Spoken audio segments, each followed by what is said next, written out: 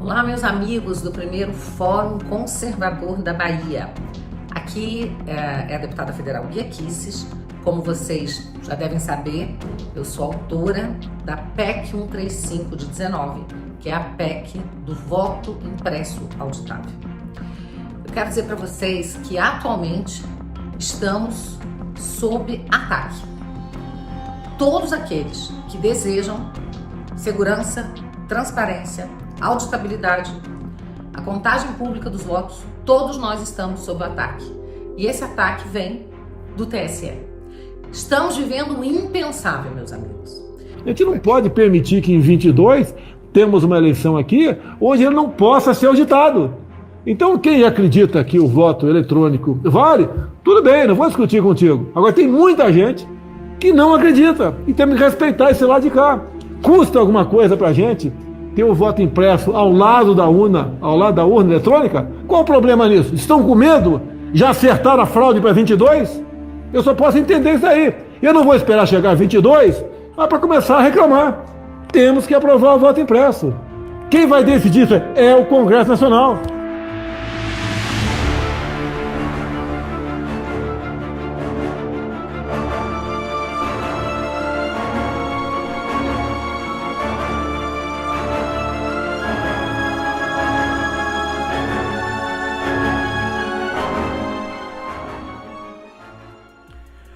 Você já se questionou alguma vez por que os políticos que estão sempre envolvidos em escândalos de corrupção continuam sendo eleitos como prefeitos, deputados, senadores e até mesmo governadores?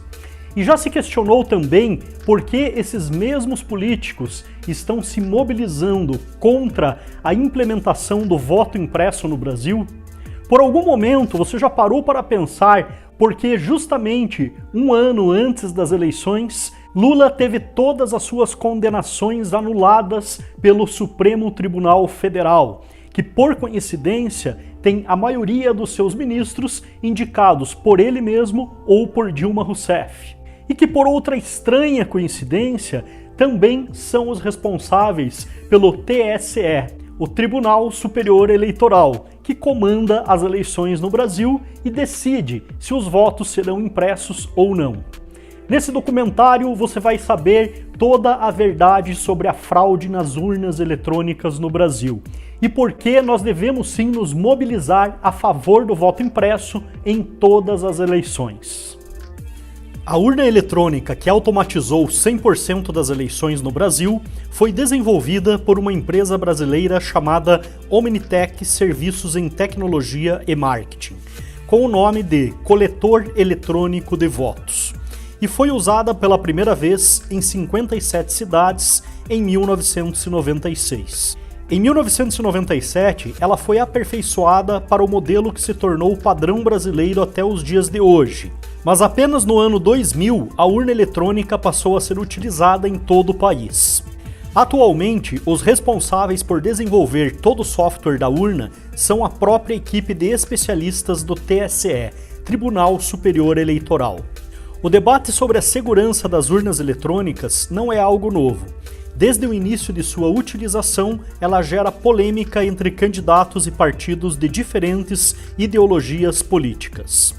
Falecido em 21 de junho de 2004, Leonel Brizola, um político de esquerda, então governador do Rio de Janeiro, já denunciava as fragilidades das urnas eletrônicas e acusava serviços secretos de manipulação dos resultados das eleições. Doutor Brizola, deixa eu lhe fazer uma pergunta aqui. Quando eu voto numa urna eletrônica, governador, como é que eu vou saber se do outro lado da linha, aquela marca, aquele botão que eu estou apertando vai ser computado da forma correta? Olha, eu estou desenvolvendo essa luta. Parece incrível, mas são poucos os que resolveram questionar esse assunto.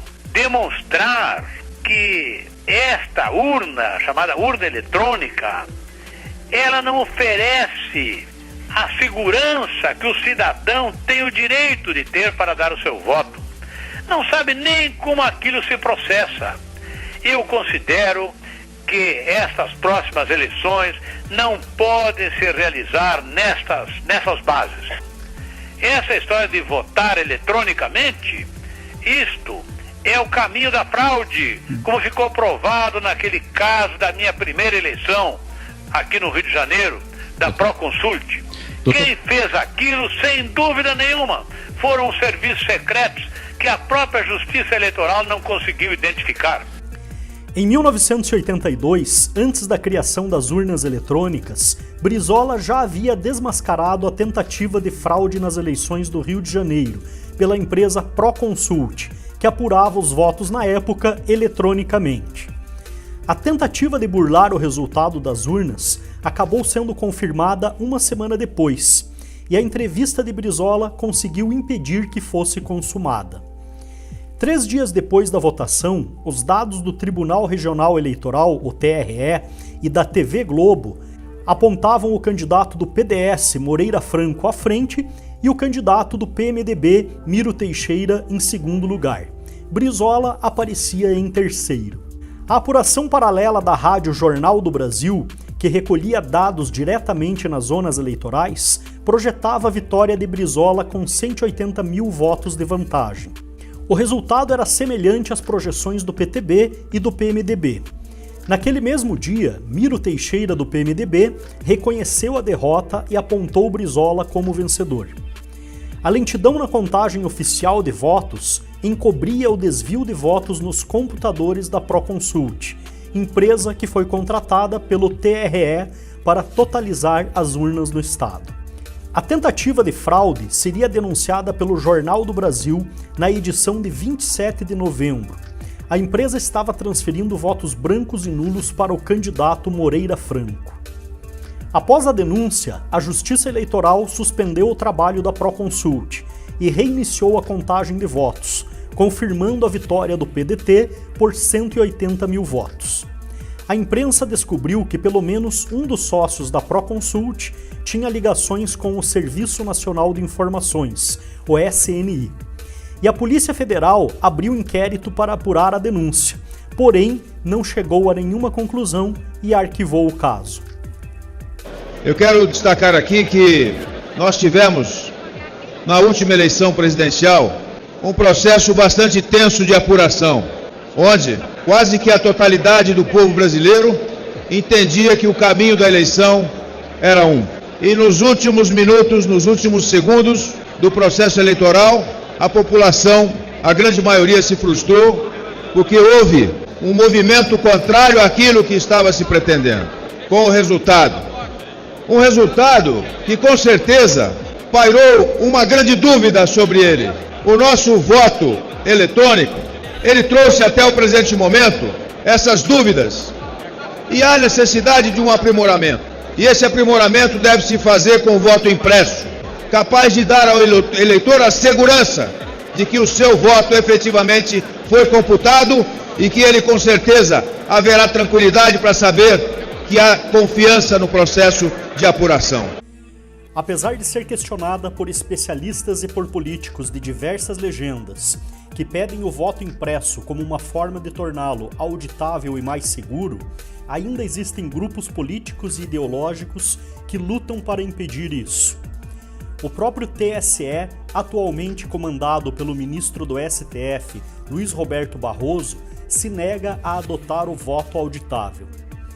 Os argumentos usados por aqueles que são contrários ao voto impresso variam desde o suposto custo para aquisição de impressoras e suprimentos, até mesmo a argumentação de que as urnas são completamente invioláveis e seguras, o que já foi comprovado por diversos especialistas que não é verdade.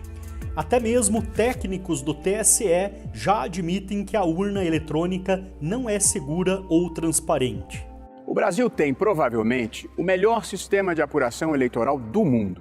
Apesar de termos 150 milhões de eleitores, na noite do mesmo dia das eleições, o TSE divulga os resultados. Há 25 anos, nós adotamos pioneiramente um sistema de urnas eletrônicas. Jamais ocorreu qualquer caso de fraude comprovada ao longo de todo esse período. Justamente ao contrário. Nós eliminamos os casos de fraudes que ocorriam rotineiramente quando se adotava o voto em papel. O sistema é totalmente transparente e auditável do primeiro ao último momento. Ou seja, qualquer pessoa pode conferir tudo o que foi feito. Estou aqui hoje para explicar, de forma simples, cada passo desse processo que assegura que os resultados eleitorais em nosso país sejam íntegros e confiáveis. Existem estudos com reconhecimento internacional que indicam que a probabilidade de fraude na última eleição presidencial brasileira foi de 73,14%. As urnas eletrônicas utilizadas no Brasil não são utilizadas em mais nenhum país no mundo e elas não são auditáveis. Meu nome é Hugo César Reichel, eu sou PhD em Inteligência Aplicada e pós-doutor em Governo Eletrônico. Eu trabalhei como delegado de polícia, promotor de justiça e como procurador na área federal. Eu também fui presidente da Associação Brasileira de Empresas de Processamento de Dados. No ano de 2004, eu fui convidado a desenvolver um projeto que resultou na descoberta de um dos maiores escândalos de corrupção da história do Brasil e criou um ambiente de processamento de informações que até hoje é utilizado nas mais importantes operações dos órgãos federais do Brasil. A metodologia utilizada nesse tipo de investigação foi a mesma metodologia utilizada para descobrir a fraude da Enron, aquela empresa americana de energia. O método utilizado nesse tipo de investigação é baseado na lei de Benford, e ele é tão confiável que em alguns países, como por exemplo nos Estados Unidos, isso tem validade como prova judicial. E é exatamente esta metodologia que nos aponta que a probabilidade de fraude na eleição presidencial brasileira de 2014 foi de 73,14%. Amílcar, uma delegação da Organização dos Estados Americanos acaba de atestar a segurança do sistema eleitoral eletrônico brasileiro. Você concorda com esse parecer? Olha, ontem nós apresentamos uma manifestação, uma nota de esclarecimento assinada por 5 técnicos que participaram da auditoria das urnas eletrônicas de 2014, porque o chefe da delegação da OEA havia dito que a auditoria teve pleno sucesso e isso demonstrava que o sistema eleitoral brasileiro dava para ser auditado. E como não é essa verdade, o nosso relatório diz o contrário, o nosso relatório da auditoria de 2014 diz que o TSE não permitiu que a auditoria se desenvolvesse a contento, de maneira que foi inconclusiva a perícia. Nós entregamos, então, uma nota de esclarecimento à OEA solicitando que eles considerassem que eles estavam usando o nosso relatório de maneira imprópria, né? Porque a auditoria de 2014, que foi feita sobre o sistema eleitoral, não pôde ser efetuada de maneira clara porque a Justiça Eleitoral não permitiu. Eu continuo agora minha conversa com o professor de computação da Unicamp, especialista em criptografia e segurança digital, o Diego Aranha. Diego, vamos falar sobre urnas eletrônicas. Como é que você teve o contato com as urnas e que tipo de vulnerabilidade você percebeu nela? Meu primeiro envolvimento foi em 2012, eu era professor da Universidade de Brasília na época. Aí eu participei de testes organizados pelo TSE. Então, antes de cada eleição, o TSE organizava um conjunto de testes restritos, então a gente tinha que obedecer uma série de regulamentações e de restrições que esses testes permitiam a pesquisadores da indústria e da academia avaliar a segurança dos mecanismos implantados no software de votação presente instalado nas urnas eletrônicas antes da eleição. Então eu participei coordenando uma equipe da UNB. Foi um teste bem curto, assim, a gente teve apenas 3 dias para atacar o sistema e apenas 5 horas para observar o software, o código-fonte do software de votação, né, que é aquilo que os programadores de fato escrevem, assim, depois é transformado no formato binário que a urna executa. E a gente nessas 5 horas encontrou uma série de vulnerabilidades. Assim, talvez a mais grave tenha sido foi que a gente utilizou para montar um ataque, foi a vulnerabilidade que nos permitiu vencer esses testes, era um concurso também, tinha a ver com o sigilo do voto. Então a gente conseguiu em eleições simuladas reconstruir a ordem original de votação. A gente conseguia determinar com absoluta certeza como votou o primeiro eleitor, o segundo eleitor, o terceiro eleitor e assim por diante, baseado apenas em informação pública. A gente não precisava de nenhuma informação privilegiada para conseguir reconstruir essa ordem de votação. E essa mesma vulnerabilidade permitiria um outro ataque que funcionaria da seguinte forma: vamos supor um eleitor ilustre que votou num certo instante de tempo. A partir desse instante de tempo, como a urna armazena a hora que cada eleitor votou, você consegue descobrir a posição desse eleitor ilustre, use a criatividade, né, alguma autoridade do país, você consegue descobrir a ordem que ele votou na fila de votação. Se você é capaz de recuperar os votos em ordem, você consegue dizer exatamente como esse eleitor votou. Isso com impacto possível até em eleições passadas, se elas utilizaram uma versão igualmente vulnerável do software. A gente também encontrou outros problemas de segurança, algumas ocorrências de práticas ruins do ponto de vista de segurança. por exemplo, a autenticação do software, né? Os mecanismos que verificam se o software de fato é íntegro, é o software que a Justiça Eleitoral produziu, pareciam insuficientes, assim, o que poderia permitir um atacante externo manipular ou trocar o software assim instalado na urna antes das eleições e talvez causar uma fraude nos resultados em escala bem maior. O mundo inteiro já decidiu, no meio acadêmico, nacional e internacional, que urna eletrônica sem voto impresso não dá para confiar. Tem que ter o voto impresso, o voto independente do registro eletrônico, para poder fazer auditoria do resultado. Isso é a solução técnica encontrada no mundo, quem inventou a assinatura digital. Hoje estamos aqui para mostrar a eleição que a nossa entidade fez, recebendo o presidente Galvão, o presidente Endrigo, que já passaram por aqui, e há algum tempo já se usa esse sistema aqui, que é um voto eletrônico, que pode ser auditável porque gera um comprovante. Então, é um modelo muito simples e é o que está sendo defendido nas ruas, né? É um modelo que a população tem pedido e se prega que é tão difícil. E aqui tem um exemplo que o Galvão vai falar, o Endrigo vai falar um pouco, da facilidade que existe e que se cria um fantasma e não é bem assim o que se pede de fato. Inclusive, o que podemos dizer que já usamos há várias eleições, tanto para a gente eleger as diretorias aqui da ProSoja Mato Grosso, como também o próprio Conselho Fiscal. Vocês vão ver aqui os equipamentos, ultra baratos na proporção e com certeza extremamente confiável por conta que a votação você pode auditar ela, você pode contar os votos que serão depositados numa urna na sua lateral. Pessoal, então vamos simular aqui uma votação, onde a gente vai fazer a votação eletrônica, onde a gente põe, confirma e saiu o comprovante de maneira muito simples, confiável. Você confere o voto, a nome da pessoa que você votou e coloca na urna. Isso aqui, possivelmente, se tiver alguma dúvida, contestação futura, temos como conferir fisicamente o comprovante. O TSE e parte da mídia têm feito uma ampla campanha contra o voto impresso, defendendo a urna eletrônica com a argumentação de que ela também é utilizada em diversos outros países. Porém, eles omitem algumas informações muito importantes. Em primeiro lugar, as urnas utilizadas nesses países não são as mesmas utilizadas no Brasil. As nossas urnas são produzidas aqui, assim como o software que é utilizado para fazer a votação. Outro ponto que também é omitido é que a maior parte dos países que utilizam urnas eletrônicas também utilizam a votação impressa, que é o que está sendo pedido pela população e por parte dos políticos no país. A polarização entre os que defendem o voto impresso e aqueles que são contra é cada vez mais evidente. De um lado estão especialistas e também alguns políticos, em especial de partidos de direita. Do outro lado está o STF, o TSE, parte da mídia e partidos de esquerda e de centro-esquerda. A maioria formada por políticos que já estiveram diretamente envolvidos em escândalos de corrupção e outros crimes.